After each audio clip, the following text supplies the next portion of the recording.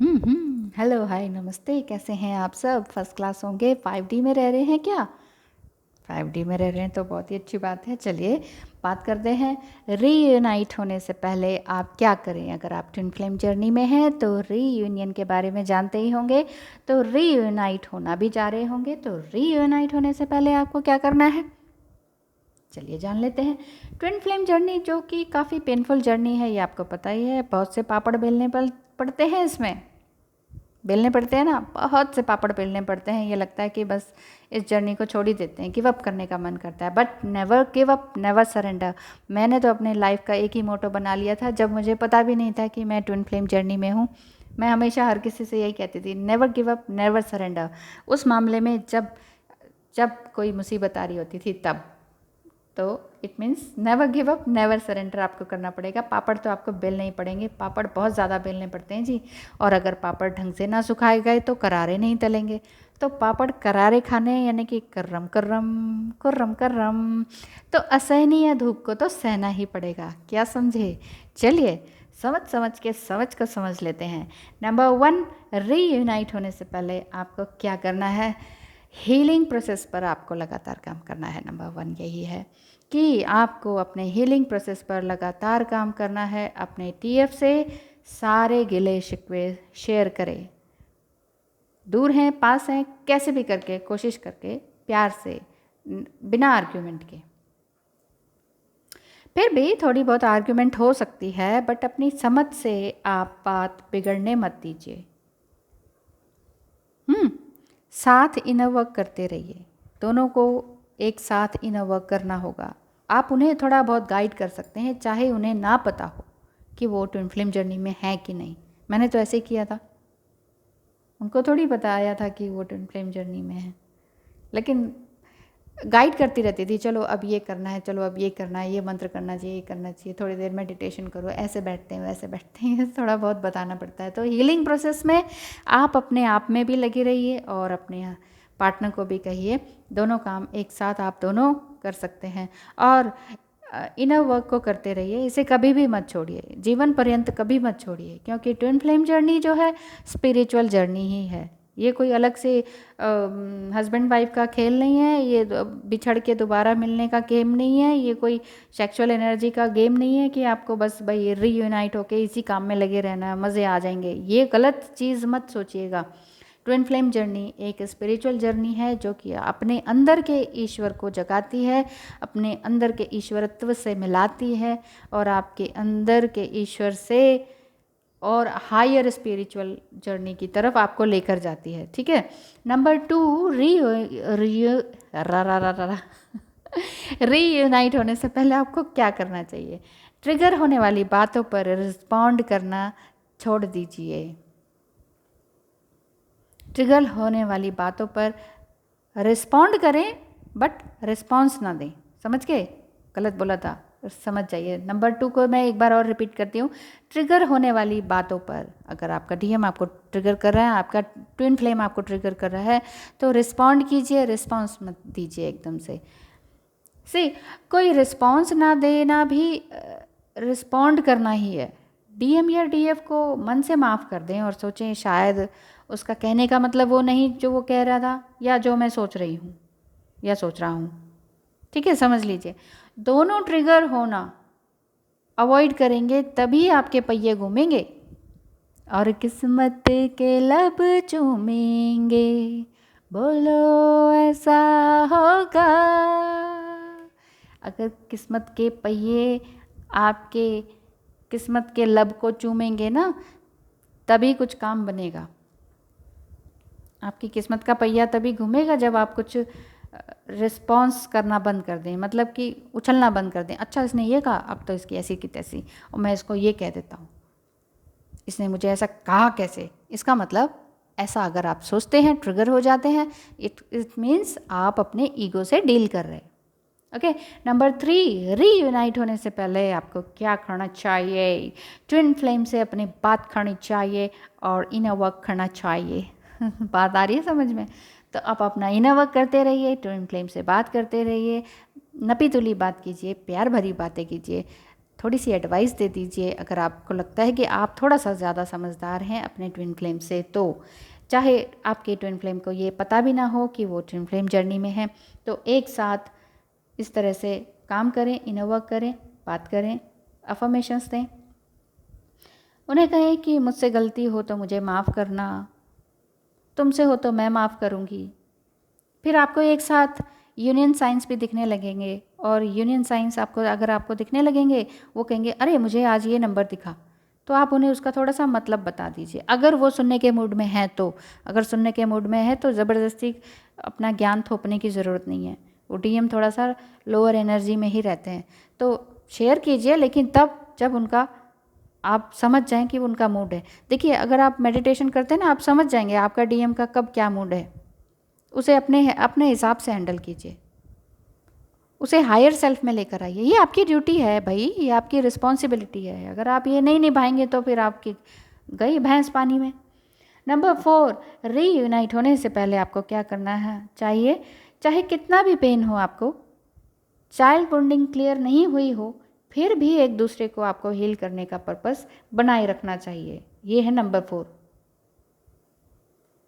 ठीक है, यानी कि आंखों में दर्द के आंसू हैं, फिर भी आपको अपने ट्विन फ्लेम को पॉजिटिव वाइब्स भेजनी है, क्योंकि डीएम जो है बहुत ज़्यादा दुख देते हैं। सम टाइम डीएम क्या देते हैं, देखा जाए तो दुख हमने खुद ही क्रिएट किए होते हैं। हमारा अपना माइंड ही कहता है ये मुझे दुख दे रहा है।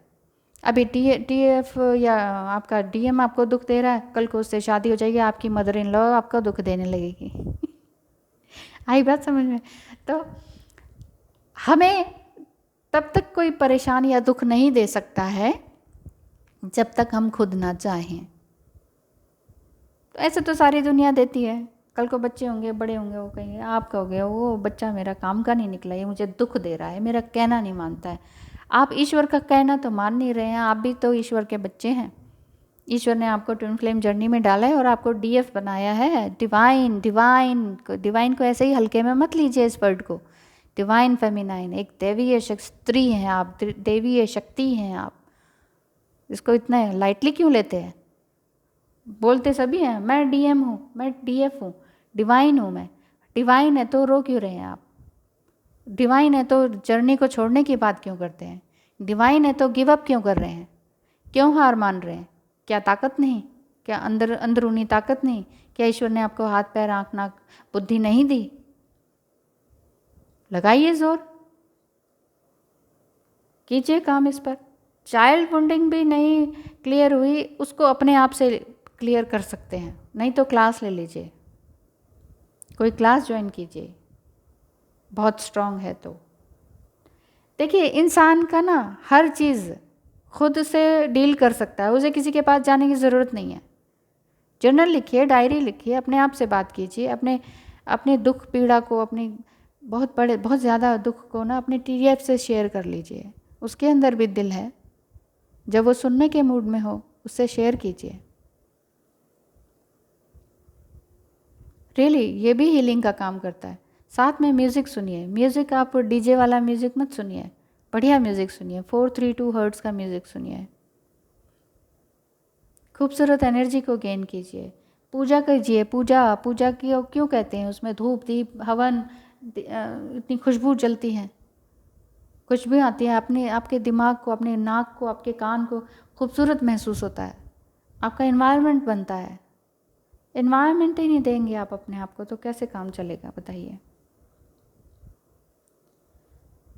तो अपने अंदर जो आपके आंखों में आंसू है ना, आप फिर भी अपने टीएफ को पॉजिटिव वाइब्स भेजें। क्यों? क्योंकि टीएफ जो है आपकी ही सोल होती है। आपका टीएफ कोई दूसरा लड़का नहीं है, कोई आपका बॉयफ्रेंड नहीं है, उसको बॉयफ्रेंड मत समझिए। टीएम आपकी हाफ सोल है।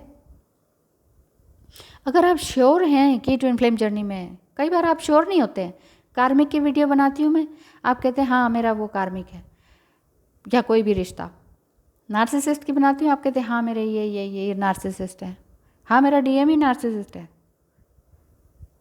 तो आप पहले ट्विन फ्लेम जर्नी को क्लियर आउट कीजिए, उसके पॉइंट्स को समझिए, उसके बाद ही आपको समझ में आएगा कि आपको करना क्या है। आप दोनों हाफ सोल हैं, इसलिए डीएम को कभी भी इंसल्ट मत कीजिए। डीएम को इंसल्ट करना या फ्रस्ट्रेट करना या झिड़क देना अपनी ही सोल को झिड़क देने के बराबर है ना। तो दोनों आप अपने आप में पूरी तरह से तभी हो पाएंगी जब आप अपने लिए अच्छे से इनर वर्क करेंगी, थैंक्स गिविंग रहेंगी, तभी। क्योंकि ये 50-50 का गेम नहीं है। हाफ हाफ सोल तो हैं, 50-50 हैं, लेकिन ईश्वर ने इसलिए भेजा है कि पूरी पूरी सोल बन जाओ, तब जाके तुम एक डबल सोल मिलके बनोगे, 1 और 1 11 बनोगे। हाफ हाफ सोल है, हमें पूरा पूरा होना है, 100% होना है। जब हम 100% दोनों मिलेंगे ना, तो 1 और 1 11 हो जाएंगे। समझ रहे हैं ना बात को। तभी रीयूनियन के बाद आप कुछ अच्छा कर सकते हैं, अदरवाइज रीयूनाइट होने के बाद भी झगड़े होते रहेंगे। अगर आप अपने ईगो से डील करते रहेंगे, मेडिटेशन को छोड़ देंगे बीच में,